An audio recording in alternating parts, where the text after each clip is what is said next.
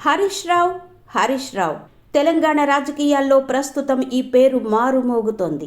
మృదు స్వభావిగా ట్రబుల్ షూటర్గా పేరొందిన హరీష్ను కేసీఆర్ గులాబీ బాస్ చేయబోతున్నారన్నది సంచలనంగా మారింది. ప్రస్తుతం బీఆర్ఎస్ పార్టీ కష్టకాలంలో ఉంది. నేతలు ఒక్కొక్కరు ఇతర పార్టీలకు క్యూ కడుతున్న పరిస్థితి ఉంది. ఈ సమయంలో కాళేశ్వరం కేసీఆర్ తల మీద ముళ్ల కిరీటంగా మారింది. ఈ పరిణామాలన్నింటినీ బేరీజ్ వేసుకుని మాజీ ముఖ్యమంత్రి కేసీఆర్ సంచలనాల దిశగా వెళుతున్నట్టు విశ్లేషకులు అంటున్నారు. టీఆర్ఎస్ను బీఆర్ఎస్గా మార్చి దేశ రాజకీయాలలో చక్రం తిప్పుతాను అన్న కేసీఆర్ తెలంగాణలో ఓడిపోయారు. బీఆర్ఎస్ అధికారం కోల్పోయిన తర్వాత కేసీఆర్ చాలా గడ్డు పరిస్థితులు ఎదుర్కొన్నారు. ఓవైపు కేసులు, మరోవైపు అనారోగ్యం, ఇంకోవైపు కుటుంబ పోరుతో దాదాపు ఆయన అప్రతిష్ట పాలయ్యారు. దీనికి తోడు అందరం ఎక్కిస్తాది అనుకున్న కాళేశ్వరం ప్రాజెక్ట్ చిక్కులు తెచ్చిపెట్టింది అంటున్నారు.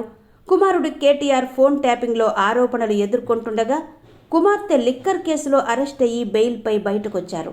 వచ్చినప్పటి నుండి పార్టీపై తిరుగుబడి సొంతంగా ముందుకు వెళుతున్నారు. ఈలోపు కాళేశ్వరం మీద కాంగ్రెస్ పార్టీ వేసిన కమిషన్ నివేదికను ప్రభుత్వానికి సమర్పించింది. కాళేశ్వరం మీద కేసీఆర్ ప్రజెంటేషన్ ఇస్తారని విరివిగా ప్రచారం జరిగింది. కానీ కేసీఆర్ మనసు మార్చుకున్నట్టు తెలిసింది. కాళేశ్వరంపై చర్చకు ఆయన రాకుండా తన మేనల్లుడు మాజీ మంత్రి సిద్దిపేట ఎమ్మెల్యే హరీష్ రావును పంపనున్నట్టు చెబుతున్నారు. హరీష్ రావు చతురత కలిగిన వ్యక్తిని, చర్చలో ఎలాంటి పరిస్థితిలోనైనా నెగ్గుకు రాగలిగే మనస్తత్వం కలిగిన వాడని, అందుకనే కేసీఆర్ ఆయనను ఎంచుకున్నారు. మరోవైపు కేసీఆర్ తన ఫామ్ హౌస్లో కీలక నాయకులతో సుదీర్ఘ మంతనాలు జరుపుతున్నారు.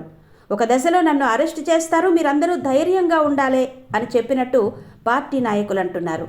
బీఆర్ఎస్ను బీజేపీలో విలీనం చేస్తారు అనే ప్రచారం కూడా జోరుగా సాగిస్తున్నారు. ఇప్పటికే కొంతమంది నాయకులు బీఆర్ఎస్ను వదిలి బీజేపీ, కాంగ్రెస్ పార్టీల్లో చేరుతున్నారు. ఈ పరిణామాలన్నింటినీ దృష్టిలో పెట్టుకుని హరీష్ రావుకు కీలక బాధ్యతలు అప్పగించాలని కేసీఆర్ ఒక నిర్ణయానికి వచ్చినట్టు తెలుస్తోంది. దీనిపై 1-2 రోజుల్లో కీలక ప్రకటన వెలువడనుంది. దీంతో హరీష్ రావు అభిమానులు హర్షం వ్యక్తం చేస్తున్నారు. ప్రస్తుత కాలంలో హరీష్ రావే బీఆర్ఎస్ను ముందుకు తీసుకువెళ్లగలిగే నాయకుడని వారంటున్నారు.